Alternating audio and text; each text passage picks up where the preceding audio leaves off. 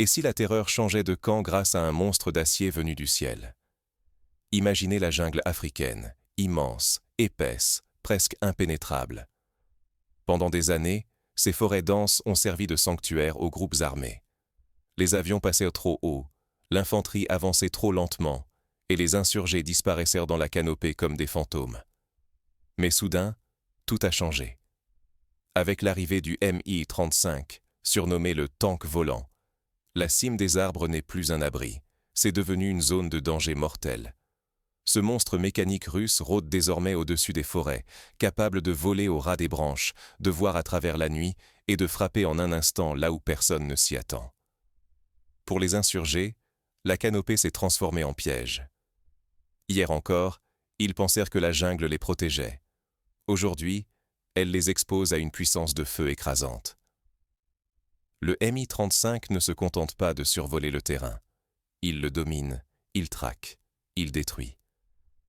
Là où les avions occidentaux échouaient, cloués au sol par la complexité du terrain, ce tank volant fait de l'enfer vert un champ de chasse. L'apparition du Mi-35 marque une rupture radicale dans la guerre au Burkina Faso et dans toute l'Afrique de l'Ouest. C'est un symbole de souveraineté et d'indépendance stratégique. Le choix d'une machine robuste, simple, mais terriblement efficace. Désormais, la peur a changé de camp, et la forêt, autrefois refuge des insurgés, s'est métamorphosée en cage mortelle. Sous-estimer ce bouleversement, c'est passer à côté d'un basculement historique pour la sécurité du continent. Ce n'est pas qu'une question de technologie, c'est une transformation profonde de la guerre, et peut-être du destin d'un pays. Mais comment ce monstre d'acier fonctionne-t-il vraiment? Pour comprendre sa puissance et son impact, il faut plonger dans les secrets de sa conception. Pourquoi, face à des ennemis presque invisibles, les armées régulières échouaient-elles dans la brousse du Sahel? Comment des groupes armés, souvent mal équipés, pouvaient-ils tenir tête à des États entiers? Pour comprendre, plongeons au cœur du terrain et de ses pièges mortels. Dans le Sahel, les forêts épaisses, les parcs nationaux et surtout la nuit offrent des refuges naturels aux groupes armés. Ils disparaissent dans la verdure, se fondent dans l'obscurité. La jungle devient leur bouclier. Pendant des années, la nature a servi d'allié aux insurgés, rendant toute poursuite dangereuse et incertaine. Les moyens militaires traditionnels se sont vite révélés impuissants. Les avions à réaction volaient trop haut et trop vite. Ils survolaient les caches sans même les voir. Les blindés, lourds et puissants sur route, s'enlisaient dans la boue ou étaient bloqués par la végétation dense. Quant à l'infanterie, chaque pas pouvait être une embuscade, chaque sentier, un piège tendu dans l'ombre. La peur et l'incertitude régnaient, car l'ennemi frappait, puis disparaissait comme un fantôme. L'approche occidentale, elle, reposait sur du matériel sophistiqué, coûteux, souvent inadapté à la rudesse du terrain africain. Les hélicoptères modernes, bardés d'électronique fragile, réclamaient des pièces détachées rares, des hangars climatisés, des techniciens spécialisés. Or, ici, la poussière, la chaleur et l'humidité malmenaient ces bijoux technologiques. Loin des bases, une panne signifiait parfois la perte de l'appareil. Pire encore, l'aide militaire occidentale, vantée comme décisive, arrivait au compte-gouttes. Les formations étaient en brève, les équipements livrés en petite quantité ou trop tard. Sous-équipés, surmenés, les forces locales ne pouvaient compter que sur leur courage, et trop souvent, cela ne suffisait pas. Les groupes armés, eux, adaptaient sans cesse leurs tactiques, utilisant la moindre faille du dispositif adverse. Ignorer ce contexte, c'est ne pas voir la différence entre une guerre impossible à gagner et une guerre que l'on peut remporter. La victoire n'est pas une question de gadgets, mais de solutions adaptées, solides, capables de transformer les points forts de l'ennemi en faiblesses fatales. Mais alors, comment briser ce cercle vicieux? Comment reprendre l'initiative, là où tant d'opérations avaient échoué? Un homme va refuser la fatalité et regarder ailleurs pour trouver l'arme décisive.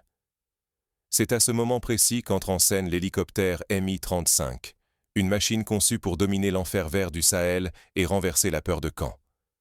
Qu'a donc ce crocodile d'acier, le Mi-35, que les autres hélicoptères n'ont pas? Pourquoi est-il devenu la terreur des groupes armés et le symbole d'une nouvelle stratégie pour le Burkina Faso? Plongeons sous le blindage et voyons ce qui rend cette machine réellement révolutionnaire. La première force du Mi-35, c'est sa robustesse hors norme. Là où beaucoup d'hélicoptères ressemblent à des oiseaux fragiles bourrés d'électronique, le Mi-35 est un tank volant. Sa cabine est enveloppée dans une baignoire de titane, capable d'arrêter les balles de mitrailleuses lourdes. Les vitres? Elles résistent à des impacts directs de balles de 12,7 mm sans éclater. Même les pales de rotor sont renforcées avec du titane, conçu pour continuer de tourner malgré les impacts. Ce n'est pas un hélicoptère qu'on bichonne dans un hangar climatisé, c'est un monstre conçu pour encaisser, pour revenir au combat même criblé d'impacts. Mais la cuirasse n'est qu'un début. L'artillerie du Mi-35 change la donne. Sous ses ailes courtes, il emporte des paniers de roquettes non guidées, capables d'écraser une zone de la taille d'un terrain de football en un instant. Pour les cibles les plus dures, il possède des missiles anti-chars, capables de percer le blindage d'un véhicule à plusieurs kilomètres de distance. Son canon, monté sur la pointe du nez, est contrôlé directement par la visée du pilote grâce à un système de casque. Là où il regarde, il tire. Cette symbiose entre homme et machine permet de frapper avec une précision redoutable, même en mouvement. Le Mi-35 rase littéralement la cime des arbres. Il ne vole pas à 10 000 mètres, il survole à 10 mètres du sol, utilisant des capteurs thermiques pour repérer la moindre source de chaleur dissimulée sous la canopée. La nuit, il voit comme en plein jour. Un feu de camp, une moto, un groupe dissimulé. Rien ne lui échappe.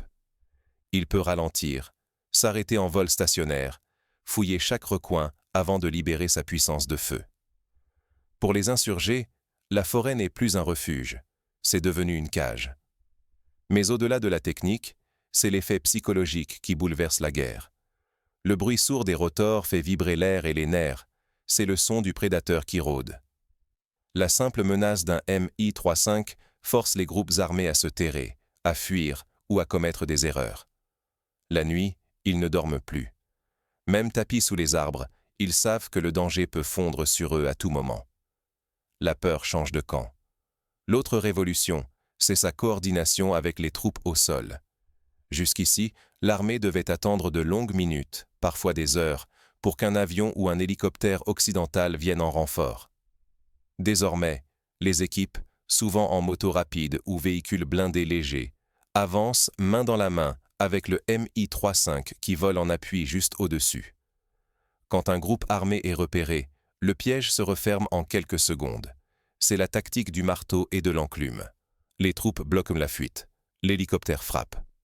Pour les adversaires, il n'y a nulle part où se cacher.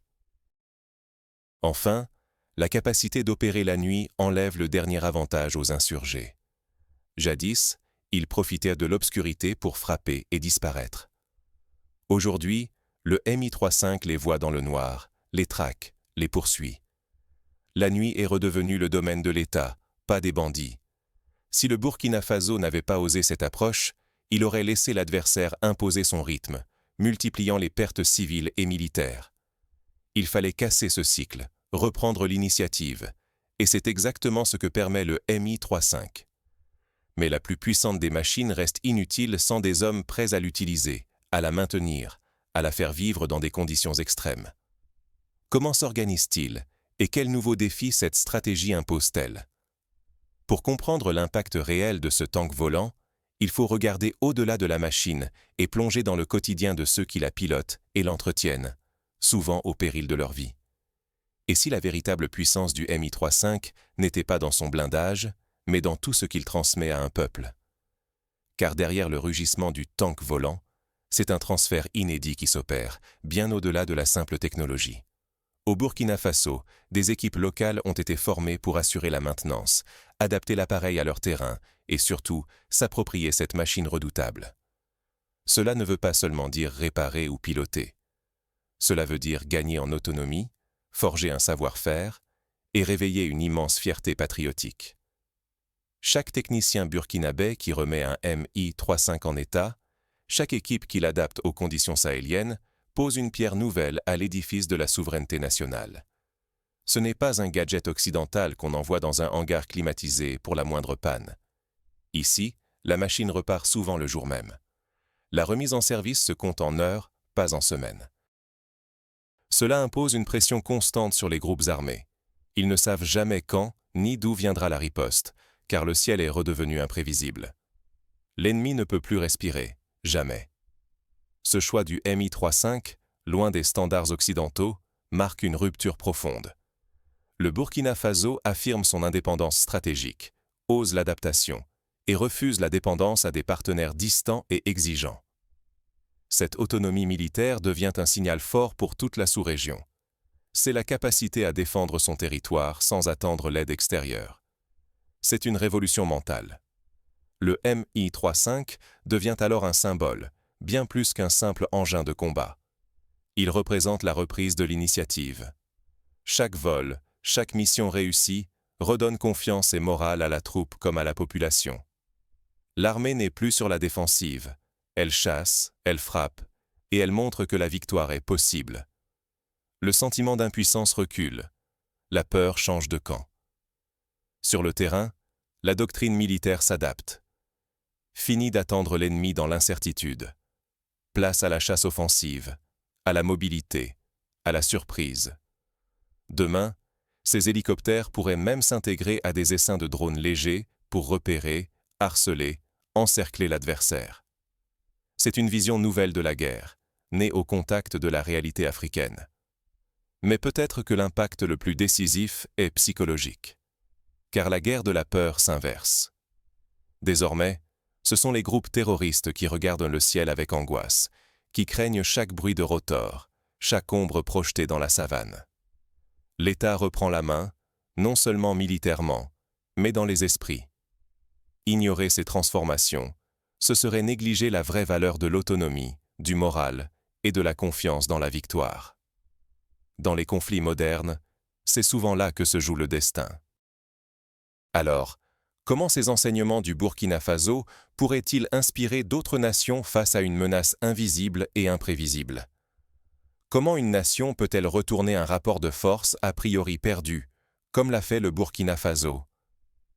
La réponse n'est pas dans le choix de l'équipement le plus moderne, ni dans la soumission aux tendances internationales.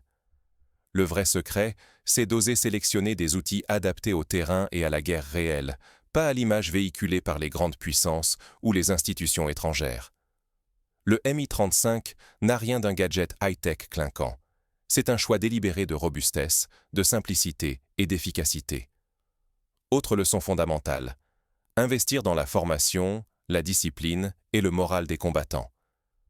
Un hélicoptère, fût-il blindé, ne vaut pas grand-chose sans des hommes capables de l'exploiter au maximum de son potentiel, jour et nuit, sous pression. Cet exemple montre aussi l'importance de l'innovation tactique locale. Le Burkina Faso n'a pas copié une doctrine venue d'ailleurs, il a inventé la sienne, adaptée à la savane, à la forêt épaisse, à l'ennemi insaisissable. C'est la capacité à penser autrement qui fait la différence, pas la course aux armements ou aux modes. Mais il y a un facteur souvent sous-estimé, la psychologie. La terreur ressentie par les groupes armés à l'approche du tank volant est un multiplicateur de puissance. La confiance retrouvée des soldats et des populations, elle, est un carburant invisible. Qui maîtrise le mental du champ de bataille, maîtrise le cours des événements. Négliger ces leçons, c'est prendre le risque de s'épuiser dans une guerre sans fin, de gaspiller des fortunes dans des équipements inadaptés, voire de perdre sa souveraineté au profit de ceux qui imposent leur vision et leurs outils. En résumé, le retour du crocodile dans le ciel africain n'est pas qu'une affaire de matériel. Il résume l'urgence d'une stratégie adaptée, d'une indépendance assumée et d'un esprit d'innovation ancré sur le terrain.